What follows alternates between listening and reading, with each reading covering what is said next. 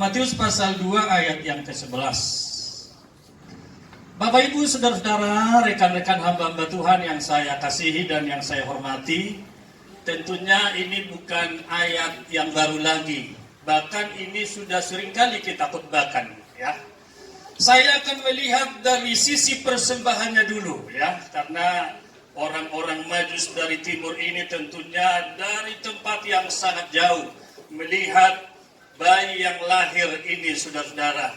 Tetapi saya coba akan lihat dulu dari segi persembahan daripada orang-orang Majus ini. Yang pertama, saudara-saudara, persembahan yang dipersembahkan kepada Yesus adalah emas. Haleluya. Saudara tahu bahwa emas ini adalah logam mulia dan semua orang tentunya mau supaya punya yang namanya emas ini, saudara-saudara. Dan kalau kita tahu, saudara-saudara, orang yang mencari emas itu bukan sesuatu yang mudah. Waktu saya ke Kalimantan, saya diajak teman saya penginjilan ke penambangan emas. Ayo Pak Lubis, kita ke penambangan emas, nanti sana penginjilan. Karena mereka kerja di sana.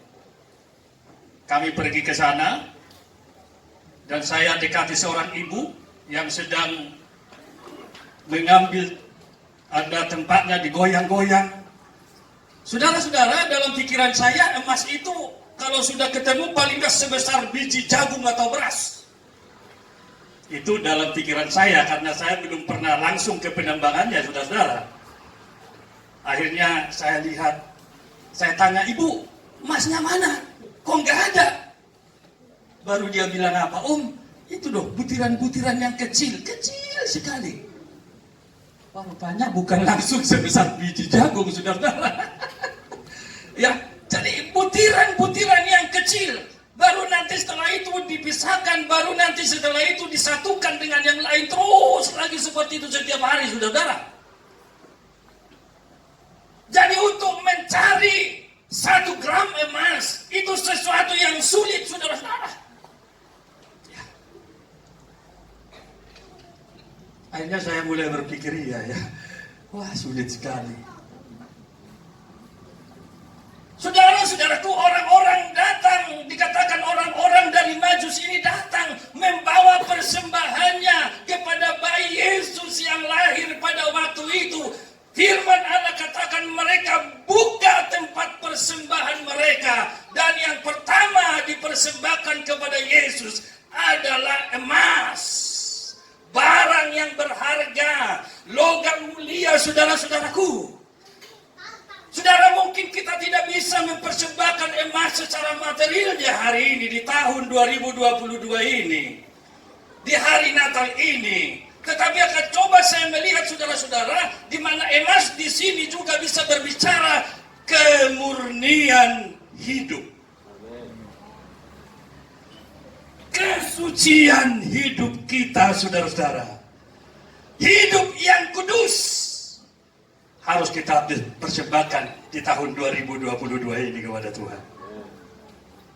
Haleluya. Nah, saudara-saudara, kalau kita memperhatikan kembali, emas ini dipersembahkan kepada Yesus. Kalau kita berbicara tentang emas, sekali lagi saya sampaikan, itu juga berbicara kemurnian, kesucian hati, kesucian kehidupan kita. Di dalam 1 Petrus pasal 1 ayat 7 dikatakan kepada jemaat-jemaat di perantauan oleh Rasul Petrus, dikatakan maksud semuanya itu ialah untuk membuktikan kemurnian imanmu yang jauh lebih tinggi nilainya daripada emas yang fana, supaya kamu mendapat puji-pujian kemuliaan pada waktu Yesus Kristus menyatakan dirinya. Amen. Saudara-saudara, firman Tuhan disampaikan oleh Rasul Petrus kepada jemaat-jemaat perantau, ya, di Kapadokia dan sebagainya. Kita sudah tahu semuanya apa yang terjadi dalam kondisi mereka. Mereka sedang mengalami pencobaan yang berat. Mereka sedang mengalami masalah-masalah yang sulit. Tetapi firman Tuhan datang melalui Rasul Petrus. Maksud semuanya itu ialah untuk membuktikan kemurnian imanmu. Amin, saudara? Amin. Jadi kalau kita menghadapi masalah, tantangan, persoalan, ingat ini. Itu membuktikan kemurnian iman saudara. Haleluya. Dan tidak akan pernah melebihi kekuatan kita. Itu janji Tuhan. Amin, saudara. Haleluya. Saudara-saudara, di dalam Ibrani pasal 12 ayat 14, firman Tuhan katakan di sana apa? Berusahalah hidup damai dengan semua orang dan kejarlah kekudusan. Sebab tanpa kekudusan tidak seorang pun yang melihat Allah. Haleluya. Saudaraku, poin yang pertama adalah usaha kita damai kepada semua orang tanpa melihat warna kulit. Amin. Haleluya. Apapun dan siapapun pilihan saudara, kita tetap bersaudara. Kita harus menjaga kemurnian persaudaraan kita. Jangan karena beda pilihan persaudaraan itu menjadi renggang, menjadi rusak. Jangan, saudara. Kita terlalu berpikir sempit di situ. Saudaraku, sampai sekarang saya dengan istri saya itu berbeda. Ya, kalau tidak berbeda saya nggak punya anak cucu.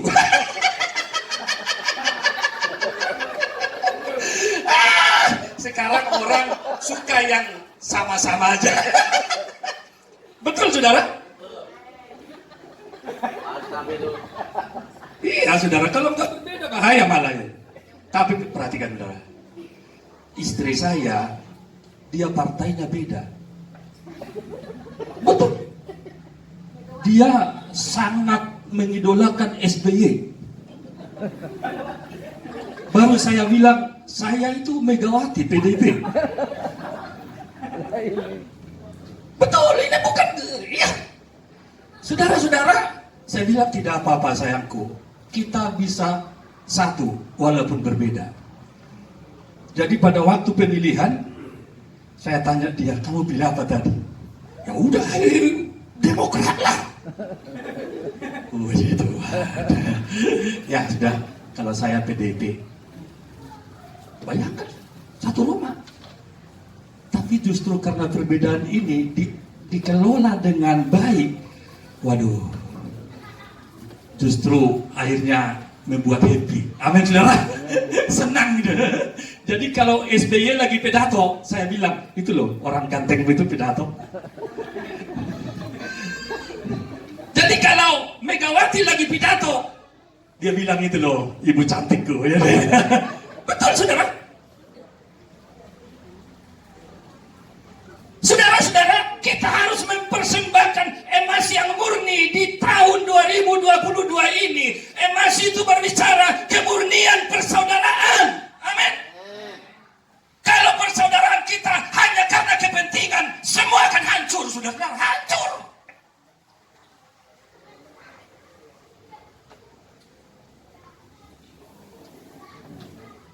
Saya bilang sama Pak John, siapapun yang menang, itu yang terbaik, kita dukung bersama. Amin, saudara? Saya mengasihi dia, dia mengasihi saya. Perbedaannya apa? Kalau kita ribut karena perbedaan, kita sungguh-sungguh mempersembahkan emas yang palsu. Kepalsuan akan terjadi di situ. Biasanya emas yang palsu itu, ibu-ibu bilang, jauh lebih menarik daripada yang aslinya. Tapi saya tahu ibu-ibu di sini gak mau emas palsu. Ada ibu-ibu yang mau pakai emas palsu di sini? Oh, harus yang 24 karat. Betul, saudara? Iya dong. Dan emas yang murni ini, saudara-saudara, butuh waktu untuk prosesnya. Firman Tuhan katakan tadi, seperti emas yang dibakar dalam api, ada pembakaran, ada Persaudaraan yang kuat itu bukan karena tidak ada masalah, tapi justru banyak masalah, tapi tetap mengasihi. Amin. Ya saudara, semakin banyak masalah terjadi dalam keluarga suami istri, itu sedang diproses, saling mencintai. Cinta itu kan proses, bukan seperti orang muda-muda cinta. Baru dilihat, oh I love you katanya. Tahu-tahu setelah sudah ada prosesnya, ada tantangannya, aku tinggal you. Wah itu saudara. Tadi perlu proses. Sama seperti emas itu perlu prosesnya. Haleluya. Amin saudara. Haleluya ya. Saya tidak terlalu jauh berbicara di situ karena ada 3 persembahannya ini ya. Ya, waktunya singkat buat saya. Ada 3 persembahannya ini ya. Jadi saudara-saudara, yang pertama adalah emas. Itu juga berbicara kemurnian, kesucian hidup kita, ya, kemurnian persaudaraan, kemurnian kesucian rumah tangga dan sebagainya. Karena kesucian itu tentunya bagian-bagiannya banyak. Kesucian perkataan, pikiran, dan sebagainya lah. Ya, tidak saya lebih jauh ke sana karena ada persembahannya 3 ya. Meningkat waktu ya, jangan sampai lewat jam 12 lebih sudah lapar malah saya khotbah terus udah gini ya. Nah saudara-saudara, kita masuk kepada persembahan yang kedua. Orang-orang Majus dari timur ini membuka persembahannya, dan yang pertama dikatakan tadi emas dipersembahkan kepada bayi Yesus. Ini kita harus persembahkan tahun ini, amin saudara. Hidup yang kudus di hadapan Tuhan bagaikan emas yang murni. Ya, baru yang kedua saudara-saudara, mereka mempersembahkan kemenyan. Ya. Kalau di Sumatera, kalau orang mau ngambil kemenyan, itu pohon-pohonnya itu banyak sekali di hutan, ya. Jadi waktu itu saudara-saudara, saya pikir kemenyan itu langsung bergetah begitu. Tidak. Rupanya pohon kemenyan itu, saudara-saudara, sebelum dia mengeluarkan getah, itu dibersihkan dulu. Ya Rudia, apalagi di Dolok Sanggul ya, di tempat-tempat ya Jeremia lah ya, tempat kami. Dibersihkan dulu. Pohonnya bersihkan kulitnya ini dulu. Sebelum dia nanti mengeluarkan getah kemenyan yang harum, dibersihkan dulu. Baru saudara-saudara, setelah sudah terjadi pembersihan dari pohon-pohon kemenyan ini, baru setelah itu disakiti. Diambil satu alat, dicongkel. Nanti dari luka yang di pohon kemenyan ini, nanti dari situ akan mengalirlah yang namanya getah kemenyan. Jadi rupanya kemenyan ini saudara-saudara, dia dari luka-luka pohon kemenyan yang terluka itu. Amin saudara. Haleluya. Saudara pernah dilukai orang lain? Sering dilukai? Semakin banyak dilukai orang, maka getahnya akan semakin murni. Amin saudara.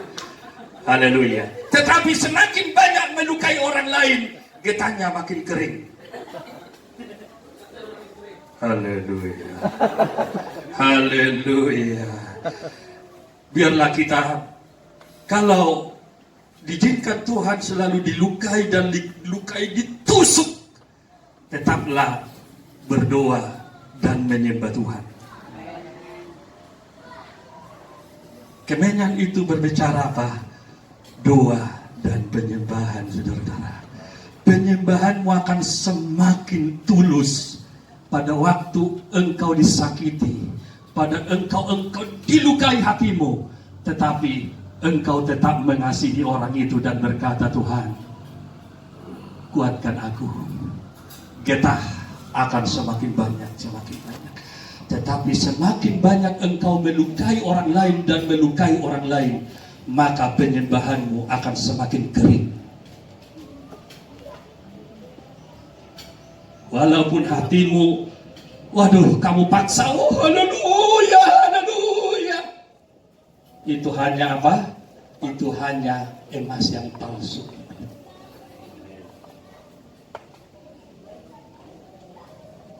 Kelihatannya, oh luar biasa penyembahannya. Sudah dirancang dengan bagus. Wah, luar biasa. Tapi kalau hidupnya tidak kudus, saudara-saudara, tidak murni, itu seperti emas yang palsu itu. Haleluya. Kemenyan itu berbicara mengenai doa dan penyembahan. Orang yang doa dan penyembahan tidak boleh hidup sembarangan seperti yang lain, saudara-saudara. Karena apa? Karena Tuhan itu kudus. Kalau Tuhan kudus, kita menghampiri Dia bukan dengan hati yang kudus, maka doa dan penyembahan kita tidak akan bisa mengubah hidup kita, apalagi orang lain. Betul, betul.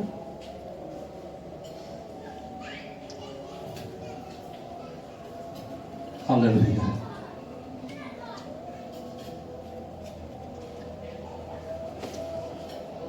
Doa dan penyembahan. Kalau berbicara tentang doa, tentunya saya tidak perlu lagi mengajari kita. Tidak perlu, sudah tahu dan diajarkan dan dipraktikkan. Nah, di dalam Filipi pasal 4 ayat 6 dikatakan, janganlah hendaknya kamu khawatir tentang apapun juga, tetapi nyatakanlah dalam segala hal keinginanmu kepada Allah dalam doa dan permohonan dan ucapan syukur, saudara-saudara. Tetapi lebih daripada itu, saudara-saudara, coba kita lihat di mana doa dan juga disertai penyembahan bau kemenyan ini, saudara-saudara. Ini perlu saya bantuan saudara Pak Hakim untuk membacakan sebentar buat kita ya. Karena saya akan coba di sini menekankan bagaimana pentingnya penyembahan orang-orang yang kudus. Bagaimana suasana surga hadir pada waktu seseorang hidupnya murni, pada waktu seseorang hidupnya kudus dekat dengan Tuhan, maka walaupun suaranya palsu, tetapi hadirat Allah akan terjadi di situ. Mari kita lihat. Kita lihat dulu di dalam Wahyu pasal 5 ayat 8. Mari Pak Sekuin bacakan buat kita. Wahyu pasal 5 ayat yang ke-8, demikian firman Tuhan. Ketika ia mengambil gulungan kitab itu, tersungkurlah keempat makhluk dan ke-24 tua-tua itu di hadapan anak domba itu. Iya, ada domba Yesus. Masing-masing memegang satu kecapi Iya. dan satu cawan emas penuh dengan kemenyan. Itulah doa orang-orang kudus. Amin, saudara. Haleluya. Penuh dengan kemenyan. Itulah doa orang-orang kudus. Ada beberapa ayat lagi supaya kita tekankan ini. Di dalam Wahyu pasal 8 ayat 3 sampai ayat yang keempat. Mari baca. Wahyu 8 ayat 3 sampai 4. Demikian firman Tuhan, maka datanglah seorang malaikat lain. Iya. Dan dia pergi berdiri dekat mesbah. Iya, dengan mesbah. sebuah pedupaan emas. Pedupaan emas, perhatikan saudara-saudara, pedupaan emas. Terus. Dan kepadanya diberikan banyak kemenyan. Kepadanya diberikan banyak kemenyan, penyembahan kepadanya, kepada Yesus. Terus. Untuk dipersembahkannya bersama-sama dengan doa semua orang kudus di atas mesbah emas di hadapan tahta itu. Maka naiklah asap kemenyan. Maka naiklah asap kemenyan itu. Terus. Dengan doa orang-orang kudus itu. Dengan doa orang-orang kudus itu. Terus. Dari tangan malaikat itu ke hadapan Allah. Haleluya, haleluya. Saya tidak terlalu jauh soal ini karena kita semua sudah tahu. Tapi saya mau tekankan hari ini. Kalau kita mempersembahkan emas kepada Tuhan, hidup yang kudus, maka doa-doa kita pun akan naik bagaikan kemenyan yang harum di hadapan hadirat Allah. Amin, saudara. Ada beberapa ayat tadi kita baca bersama. Maka naiklah asap kemenyan bersama dua siapa? Dua orang-orang yang kudus itu, saudara-saudara. Pada waktu kita berdoa di dalam kekudusan hidup kita, maka bukan saja kita yang diubahkan, tapi orang lain juga yang ikut bersama kita akan diubahkan oleh Tuhan. Apalagi jemaat. Amin, saudara. Haleluya. Pada waktu gembalanya hidup murni dan tulus kudus di hadapan Tuhan. Waduh. Jemaat dengar khotbah, dengar pujian dari gembalanya langsung. Oh Pak Gembala, apa yang kurang kami bantu Pak Gembala. Oh haleluya. Itu saya alami, saudara-saudara. Bahkan ditanya saya, Pak Lubis, apa yang kurang? Kami siapkan semua. Betul. Rupanya itu ada di hadirat Tuhan. Saya nggak minta, tapi di situ ada apa, saudara? Ada kuasa Tuhan. Pada waktu kita sampaikan firman Allah, maka kuasa Allah hadir. Jemaat-jemaat dipulihkan Tuhan, dan jemaat-jemaat digerakkan Tuhan memberi. Haleluya. Dan kalau jemaat sudah masuk hadirat Tuhan sungguh-sungguh, jangankan memberi uang persembahan, hidupnya aja diberikan. Hidupnya saja mati buat Tuhan.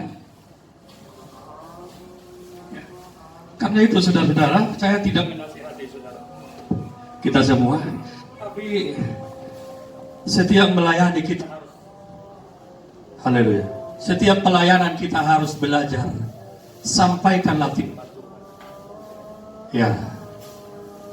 Ya, tes ya. Kita harus menyampaikan firman Tuhan kepada jemaat. Kalau kita sampaikan firman Tuhan, maka firman Tuhan yang tumbuh. Amin. Tapi kalau kita sampaikan unek-unek kita, sampaikan cerita-cerita fiksi dan sebagainya, maka yang tumbuh ya itu. Karena apa yang kita tabur itu yang kita tuai. Kalau kita tabur firman, maka yang tumbuh adalah firman dalam hati mereka. Haleluya. Karena itu, saudara-saudara, kalau ada sakit hati kita, tersinggung, jangan sampai keluar dalam khotbah. Jangan. Ya, saya satu kali waktu ini sudah mau berjamuan kudus, saudara-saudara. Saya ada tersinggung sedikit, mungkin karena hal-hal kecil ya. Istri tiba-tiba marah-marah. Mau tahu mau khotbah, saudara? Aduh, ini emosi. Aduh, saya mau, Tuhan, saya nggak mampu, Tuhan. Karena kalau saya khotbah, hati saya ada sidak dongkol, ada sakit hati, nggak bisa, sulit. Padahal mau berjamuan, istri nyinggung buat marah lagi. Wah, saya pikir-pikir ini ujian juga, saudara. Gak mudah, saudara. Akhirnya pada waktu istri sudah pergi ngomel-ngomel, wah ini apa, ini ngomel-ngomel, tidak tahu ada apa. Saya datang, saya naik lagi ke atas, saya doa, Tuhan, ampuni aku Tuhan, kuatkan aku, beri aku kemampuan untuk menyampaikan firman-Mu dari hatiku yang tulus. Bayangkan,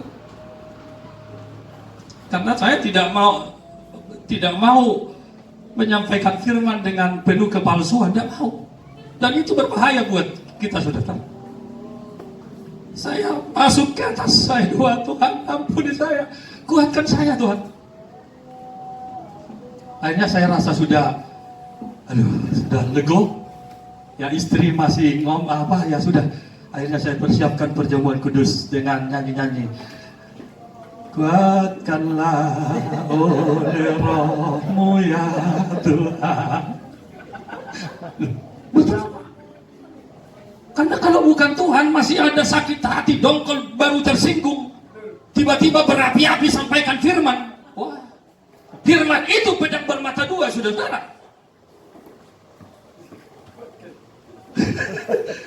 Kuatkanlah sambil persiapkan perjamuan kudus. Boleh rohmu ya Tuhan, biar hidup. Ya betul saudara. Jadi tidak mudah saudara, tidak mudah. Ya. Hanya lagi ya ada sukacita. Saya lihat ini masih murung-murung. Karena kalau lagi murung ditegur lagi, marah lagi, ya sudahlah. Saya duluan ke gereja. Aduh, ini pengalaman gembala luar biasa ya. Nah, saya biarkan dia terakhir datang yang sudah. Saya duluan ke gereja, saya nyanyi-nyanyi saudara. Saya harus mengatasi di sininya itu saudara. Amin saudara. Tidak mudah saudara, tidak mudah. Kalau tadi ada saksi yang sakitnya itu di sini, ya betul tidak mudah itu. Itu tidak mudah diatasi, saudara. Rasanya tuh, ini mau melayani, saudara, mau berjamuan lagi. Kita berbicara kekudusan, tahu-tahu hati masih dongkol, masih penuh dengan sakit. Tuh, aduh, gimana? Akhirnya Tuhan kuatkan saya. Saudara-saudara, hari itu, perhatikan, hari itu khotbah saya, waduh, saya rasakan bukan, luar biasa saudara, luar biasa. Saya lihat jemaat semua menikmati hadirat Tuhan luar biasa. Nah saudara-saudara, untuk mempersembahkan kemenyan kepada Tuhan, seperti pohon tadi, dibersihkan dulu. Kita harus dibersihkan, ya, dibersihkan dari segala kenajisan, dari segala kejahatan, dan dia harus bersihkan dulu. Baru dicongkel-congkel, ada yang melukai. Waduh, termasuk orang-orang dekat dengan kita, Tuhan izinkan melukai kita. Tapi kalau kita sudah tahu bagaimana caranya mengatasi, itu indah di hadapan Tuhan. Amin, saudara. Haleluya. Betul. Jadi yang melukai kita, yang paling luka itu, sakit lukanya, bukan orang lain, tapi orang-orang yang dekat dengan kita, mencongkel dan melukai kita. Tapi pada waktu seperti itulah kita hadir di hadirat Tuhan, di mezbahnya kita berdoa, kita ampuni mereka-mereka, kita sujud di hadapan Tuhan, air mata kita bercucuran, dan air mata itu akan ditampung dalam kirbannya Allah. Amin saudara-saudara. Haleluya. Bukan air mata kesedihan, tetapi itu air mata pengampunan bagi orang-orang yang melukai. Semakin luka, saudaraku harus tahu mengatasinya. Semakin masuklah dalam hadirat Tuhan, sembah dia, sujud di hadapannya, sehingga bukan saudara yang mengampuni mereka-mereka, tapi kuasa Tuhan akan turun atas saudara. Dan dengan kuasa Tuhan itulah saudara bisa mengampuni siapapun yang melukai saudara. Haleluya. Kalau bukan dengan kuasa Tuhan, pendeta, senior, junior, tidak ada yang mampu. Apalagi yang bukan pendeta. Waduh. Sampai di tanah merah ketemu. Betul saudara? Apalagi kalau sudah, orangnya keras. Pokoknya, ini kalau sudah pokoknya ya nggak tahu lagi saudara ya. Apalagi kalau bukan saya yang salah, pokoknya. Saudara-saudara, untuk satu pengampunan kita tidak perlu berkata si B, si C yang salah, tetapi biarlah kita masuk di hadirat Tuhan dan berkata, Tuhan, berilah aku kekuatan untuk mengampuni siapapun yang bersalah bagiku. Bersama Tuhan semuanya masalah apapun, masalah hati yang tersakiti, terlukai bersama Tuhan, semuanya bisa diatasi. Kenapa terjadi banyak konflik? Karena diatasi bukan bersama Tuhan, tetapi diatasi hanya dengan emosi-emosi dan kepentingan sesaat, saudara-saudara.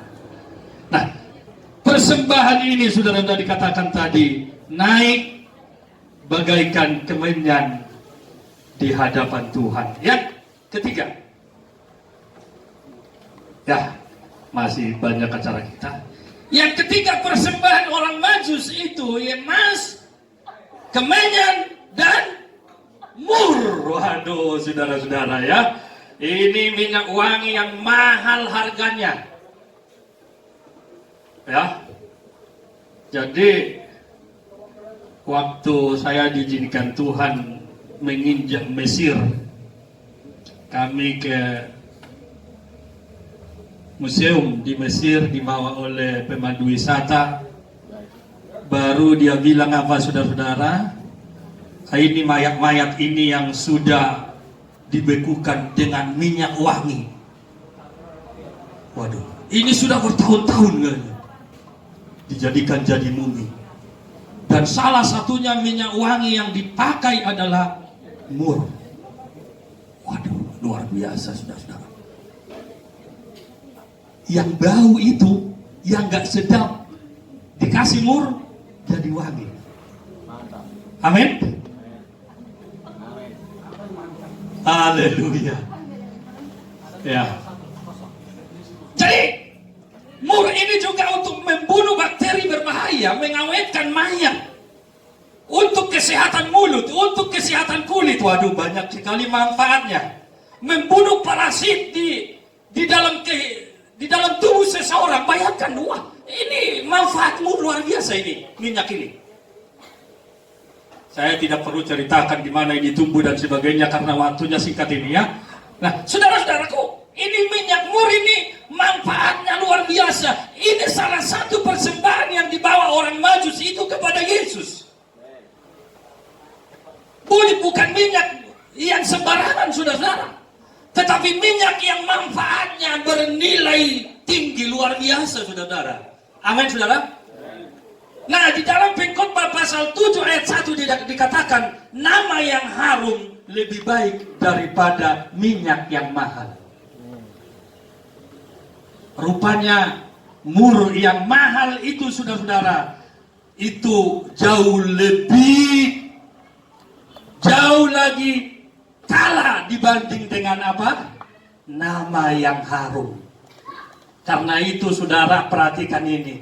Jangan sembarangan pakai nama. Amin, saudara. Nama yang harum lebih daripada minyak yang mahal. Jangan rusak nama baik saudara, nama harum saudara dengan kepentingan. Amin. Kita harus menjaga nama baik kita. Nah, saya bacakan dulu satu ayat lagi, saudara-saudara, berhubungan dengan ini. Ya. Di dalam Amsal 22 ayat 1 dikatakan lagi, nama baik lebih berharga dari kekayaan besar. Amsal 22 ayat 1. Amin. Nama baik lebih berharga dari kekayaan besar, saudara-saudara. Seringkali orang mengorbankan nama baik demi hal-hal yang kurang baik, saudara-saudara. Demi kepentingan yang mungkin itu sebetulnya sesaat, saudara-saudara. Sehingga mengorbankan nama baik untuk sesuatu tujuan yang mau dia capai. Haleluya. Memang belum ada yang sempurna ya. Tetapi paling tidak kita berdoa buat kita semua, buat wilayah 14, buat MD kita. Kita doakan mereka.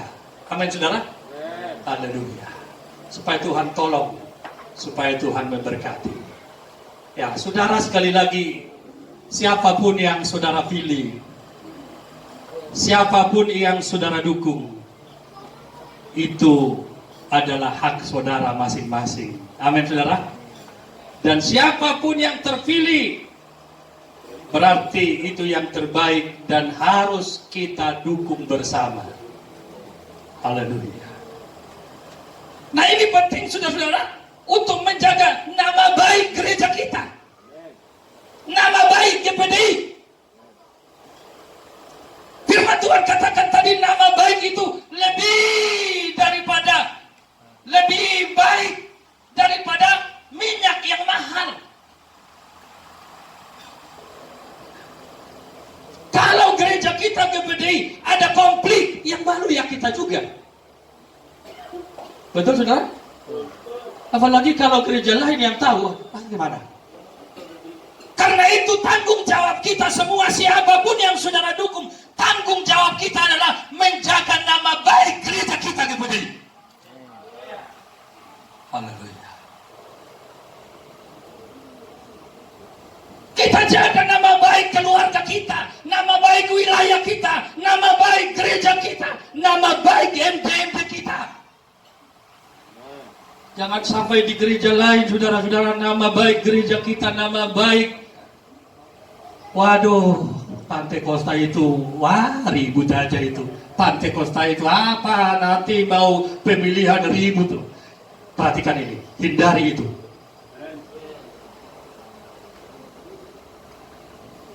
Nama baik lebih berharga daripada kekayaan besar. Karena itu mari kita jaga. Mulai nama baik keluarga kita, nama baik pelayanan kita, nama baik wilayah 14, nama baik gereja kita. Mulai dari pusat sampai daerah wilayah. Mari tanggung jawab kita semua adalah menjaga nama baik gereja kita. Amin, saudara. Haleluya. Siapapun yang menjadi pilihan kita tidak masalah, tapi menjadi komitmen kita bersama, jaga nama baik gereja kita. Haleluya. Haleluya. Mari kita bangkit berdiri.